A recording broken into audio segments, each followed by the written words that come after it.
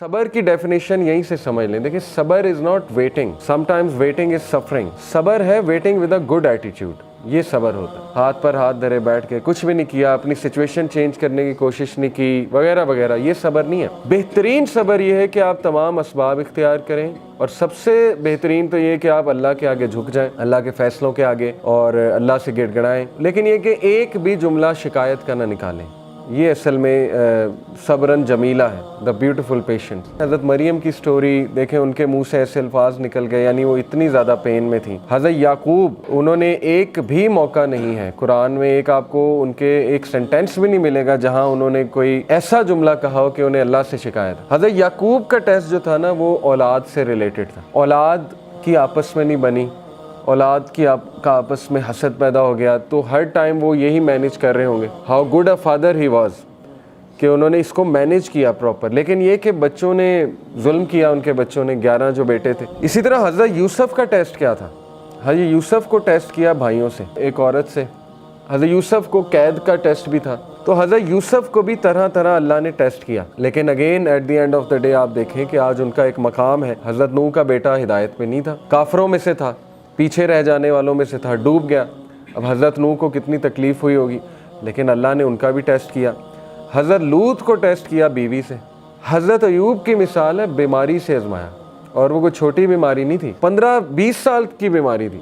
روایات میں آتا ہے اتنا عرصہ وہ بیماری چلی. حضرت ایوب کو سب چھوڑ گئے اور ان کی بیوی ان کے ساتھ تھیں. پھر اللہ کہتا ہے کہ ہم نے اسے صحت دی اور سب لوٹائے, واپس بھی لوٹائے. صحت بھی دی اور سب واپس بھی لوٹائے اسے. اسی طرح حضرت زکریا کو دیکھ لیں. اللہ کہتے ہیں کہ زکریا اکیلے میں رو اٹھا, میری بونز ویک ہو چکی ہیں اور میرے بال گرے ہو چکے ہیں, اور مجھے ڈر ہے کہ میرا تو کوئی وارث ہی نہیں ہوگا, اور میری بیوی بانجھ ہو چکی ہے, تو اے اللہ مجھے وارث دے. جب دعا قبول ہو گئی تو حیرانگی شو کی حضرت زکریا نے, مجھے کیسے اولاد ہو سکتی, میری تو بیوی بانجھ ہو چکی ہے اور میں تو بوڑھا ہو چکا ہوں.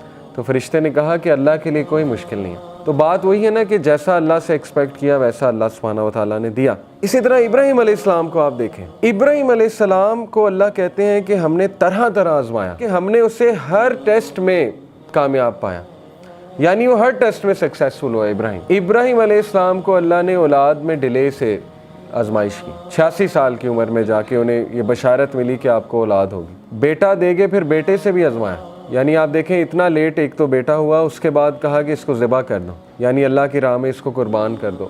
تو یہ چھوٹی مثال تو نہیں ہے, یہ تو ہم تو سوچ بھی نہیں سکتے اس طرح کے ٹیسٹ کے بارے میں کہ اولاد ہو اور اس کے بعد اسی اولاد کو جو ہے اللہ کی راہ میں قربان کرنے کی آزمائش لی جائے.